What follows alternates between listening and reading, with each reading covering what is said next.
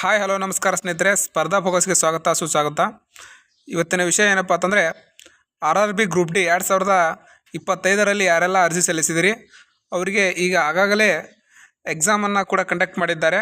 ಮತ್ತು ಇವಾಗ ಕೀ ಆನ್ಸರನ್ನು ಬಿಡುಗಡೆ ಮಾಡಿದ್ದಾರೆ. ಕೀ ಆನ್ಸರ್ ಯಾವ ರೀತಿ ಚೆಕ್ ಮಾಡುವುದು ಅನ್ನೋದನ್ನು ಹೇಳ್ತೀನಿ ನೋಡಿರಿ. ರೈಲ್ವೆ ರಿಕ್ರೂಟ್ಮೆಂಟ್ ಬೋರ್ಡ್ ವೆಬ್ಸೈಟ್ಗೆ ಬಂದುಬಿಟ್ಟು ಲಾಗಿನ್ನನ್ನು ಮಾಡಬೇಕಾಗ್ತದೆ. ಮೊದಲಿಗೆ ಬಂದುಬಿಟ್ಟು ನಿಮ್ಮ ಗೂಗಲಲ್ಲಿ ರೈಲ್ವೆ ರಿಕ್ರೂಟ್ಮೆಂಟ್ RRB ರಿಕ್ರೂಟ್ಮೆಂಟ್ 2025 ಅಂತೇಳಿ ಸರ್ಚ್ ಮಾಡಿದಾಗ ಈ ಒಂದು ಫೇಜನ್ನು ಲಾಗಿನ್ ಆಪ್ಷನ್ಸ್ ಬರುತ್ತೆ. ಈ ಆಪ್ಷನ್ಸ್ನಲ್ಲಿ ನೀವು ಬಂದುಬಿಟ್ಟು ರೂಲ್ ನಂಬರ್, ಕ್ಯಾಂಡಿಡೇಟ್ ರೂಲ್ ನಂಬರನ್ನು ಫಿಲಪ್ ಮಾಡಬೇಕಾಗುತ್ತೆ.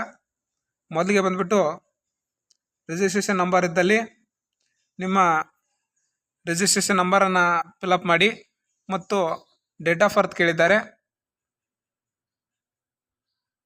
ಡೇಟ್ ಆಫ್ ಬರ್ತ್ ಕೂಡ ನೀವು ಫಿಲಪ್ ಮಾಡಬೇಕಾಗ್ತದೆ.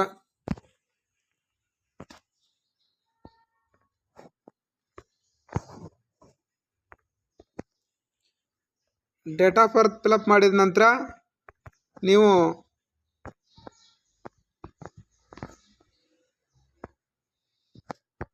ಕ್ಯಾಪ್ಚರನ್ನು ಕೂಡ ಎಂಟ್ರಿ ಮಾಡಬೇಕಾಗ್ತದೆ. ಕ್ಯಾಪ್ಚರ್ ಎಂಟ್ರಿ ಮಾಡಿದ ನಂತರ ನೀವು ಮೊದಲಿಗೆ ಕ್ಯಾಂಡಿಡೇಟ್ ರಿಜಿಸ್ಟ್ರೇಷನ್ ನಂಬರು ಮತ್ತು ಡೇಟ್ ಆಫ್ ಬರ್ತು ಎಲ್ಲ ಫಿಲಪ್ ಮಾಡಿದ ನಂತರ ಕ್ಯಾಪ್ಚರ್ ಕೂಡ ಎಂಟ್ರಿ ಮಾಡಬೇಕಾಗ್ತದೆ. ಕ್ಯಾಪ್ಚರ್ ಎಂಟ್ರಿ ಮಾಡಿದ ನಂತರ ನೀವು ಲಾಗಿನ್ಗೆ ಹೋಗಿ ಲಾಗಿನ್ ಮೇಲೆ ಕ್ಲಿಕ್ ಮಾಡಿದ ನಂತರ ನಿಮಗೆ ಈ ರೀತಿ ಫ್ರಂಟ್ ಪೇಜ್ ಸಿಗುತ್ತದೆ ನೋಡಲು. ಈ ಪೇಜ್ನಲ್ಲಿ ನಿಮ್ಮ ಡೀಟೇಲ್ಸ್ ಎಲ್ಲ ಇರುತ್ತೆ.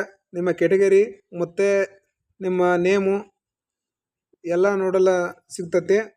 ಅದರ ಜೊತೆಗೆ ಇಲ್ಲಿ ನೋಡಿ ಏನಪ್ಪ ಅಂತಂದರೆ ಇಲ್ಲಿ ಆಲ್ ಅಂತ ಇದೆಯಲ್ಲ, ಇದರ ಮೇಲೆ ಕ್ಲಿಕ್ ಮಾಡಬೇಕಾಗ್ತದೆ. ಈ ಆಲ್ ಮೇಲೆ ಕ್ಲಿಕ್ ಮಾಡಿದ ನಂತರ ಇಲ್ಲಿ ಕ್ಯಾಂಡಿಡೇಟ್ ರೆಸ್ಪಾನ್ಸಿಬಿಲಿಟಿ ಇರ್ತದೆ. ಕ್ಯಾಂಡಿಡೇಟ್ ರೆಸ್ಪಾನ್ಸ್ ಅನ್ನೋದ್ರ ಮೇಲೆ ಕ್ಲಿಕ್ ಮಾಡಬೇಕಾಗ್ತದೆ. ಅಕಸ್ಮಾತ್ ನಿಮ್ಮ ಯಾವುದಾದ್ರೂ ಒಂದು ಕ್ವಶನ್ ತಪ್ಪತ್ತು ಅನಿಸಿತ್ತಂದರೆ, ನಿಮಗೆ ಕ್ವಶನ್ ಇದು ಕರೆಕ್ಟ್ ಇಲ್ಲ ಅಂತ ಅನಿಸಿದರೆ ಆ ಕೀ ಆನ್ಸರ್ ನೋಡಿದ ನಂತರ ನೀವು ಇಲ್ಲ ಅಬ್ಜೆಕ್ಷನ್ ಫಾರ್ಮ್ ಕೂಡ ಹಾಕಿದ್ದಾರೆ. ಈ ಅಬ್ಜೆಕ್ಷನ್ ಫಾರ್ಮ್ ನೀವು ಸಲ್ಲಿಸಬೇಕಾಗ್ತದೆ. ₹100 DD ಚಾನಲ್ ಇರ್ತೈತಿ. ₹100 ತುಂಬಿದರೆ ನೀವು ಕ್ವಶನನ್ನು ಚಾಲೆಂಜ್ ಮಾಡ್ಬೇಕಾಗ್ತೈತಿ. ಯಾವ ರೀತಿಯಪ್ಪ ಅಂತಂದರೆ, ಒಂದು ಈ ಕ್ವಶನ್ ನೀವು ಆ ಕ್ವಶನ್ ತಪ್ಪೈತೆ ಅಂತೇಳಿ ಅವರಿಗೆ ಚಾಲೆಂಜ್ ಮಾಡಬೇಕಾಗ್ತೈತಿ. ಆ ಕ್ವಶನ್ ರೈಟ್ ಇತ್ತಂದರೆ ನಿಮಗೆ 1 ಮಾರ್ಕ್ಸ್ ಕೂಡ ಬರುವಂಥ ಚಾನ್ಸಸ್ ಇರ್ತೈತಿ. ನೀವು ಇವಾಗ ಕೀ ಆನ್ಸರ್ ನೋಡ್ಬೇಕಂದ್ರೆ ನೀವು ಕ್ಯಾಂಡಿಡೇಟ್ ರೆಸ್ಪಾನ್ಸ್ ಮೇಲೆ ಕ್ಲಿಕ್ ಮಾಡಬೇಕಾಗ್ತೈತಿ. ಕ್ಯಾಂಡಿಡೇಟ್ ರೆಸ್ಪಾನ್ಸ್ ಮೇಲೆ ಕ್ಲಿಕ್ ಮಾಡಿದ ನಂತರ ನೀವು ಕೆಳಗಡೆ ಬಂದರೆ ಇಲ್ಲಿ ಇದೆ ನೋಡಿ, ಇಲ್ಲಿ ಕೆಳಗಡೆ ಕ್ಲಿಕ್ ಏರ್ ಅಂತಿದೆಯಲ್ಲ, ಇದರ ಮೇಲೆ ಕ್ಲಿಕ್ ಮಾಡಬೇಕಾಗ್ತೈತಿ.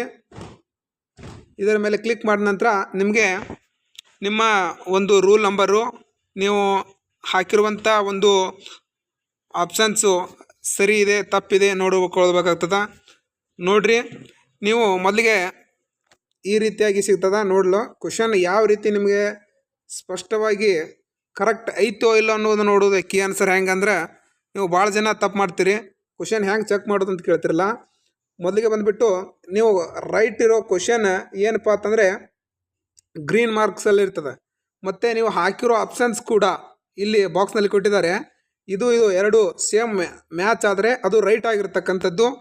ಇಲ್ಲಾಂದರೆ ನೀವು ಹಾಕಿರೋ ಕ್ವಶನು ಇಲ್ಲಿ ನೋಡಿ, ಎಕ್ಸಾಂಪಲ್ಲು ಏನಪ್ಪ ಅಂತಂದರೆ ಇಲ್ಲಿ ಡಿ ಆಗಿದೆ ಆನ್ಸರು, ಇಲ್ಲಿ ನೀವು ಹಾಕಿರೋದು ಬಿ ಆಗಿರ್ತಕ್ಕಂಥದ್ದು. ಇದು ತಪ್ಪಾಗಿರ್ತಕ್ಕಂಥ ಆನ್ಸರ್ ಆಗಿರ್ತಕ್ಕಂಥದ್ದು.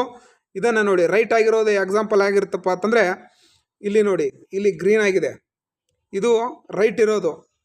ಇಲ್ಲಿ ಆಪ್ಷನ್ಸ್ನಲ್ಲಿ ಕೂಡ ಬಿ ಇದೆ, ಇಲ್ಲಿ ಕೂಡ ಬಿ ಆಗಿದೆ, ಇದು ರೈಟ್ ಆಗಿರ್ತಕ್ಕಂಥದ್ದು.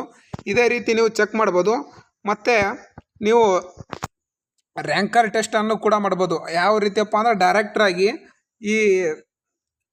ಇದನ್ನು ಕಾಪಿ ಮಾಡ್ಕೊಳ್ಬೇಕಾಗ್ತದೆ. ಲಿಂಕನ್ನು ಇಲ್ಲಿ ಮೇಲೆ ಕಾಣ್ತಿರ್ತಕ್ಕಂಥ ಲಿಂಕು, ಈ ಲಿಂಕನ್ನು ಕಾಪಿ ಮಾಡಿಬಿಟ್ಟು ಇಲ್ಲಿ ಕಾಪಿ ಅಂತ ಇದೆಯಲ್ಲ, ಈ ಕಾಪಿ ಮಾಡಿಬಿಟ್ಟು ರ್ಯಾಂಕರ್ ಟೆಸ್ಟ್ನಲ್ಲಿ ಹೋಗಿ ಗೂಗಲಲ್ಲಿ ಹೋಗಿ ರ್ಯಾಂಕರ್ ಟೆಸ್ಟ್ ಅಂತ ಸರ್ಚ್ ಮಾಡಬೇಕು. ರ್ಯಾಂಕರ್ ಟೆಸ್ಟ್ ಅಂತ ಸರ್ಚ್ ಮಾಡಿದ ನಂತರ ನಿಮಗೆ ಅಲ್ಲಿ ಈ ಕಾಪಿ ಮಾಡಿರೋದನ್ನು ಪೇಸ್ಟ್ ಮಾಡಿದರೆ ಡೈರೆಕ್ಟ್ರು ನಿಮ್ಮ ಮಾರ್ಕ್ಸ್ ಎಷ್ಟು, ಯಾವ್ಯಾವ ಪಾರ್ಟ್ನಲ್ಲಿ ಎಷ್ಟು ಮಾರ್ಕ್ಸ್ ಬಿದ್ದಾವೆ ಅನ್ನೋದನ್ನು ನೋಡ್ಬೇಕಾಗ್ತದೆ.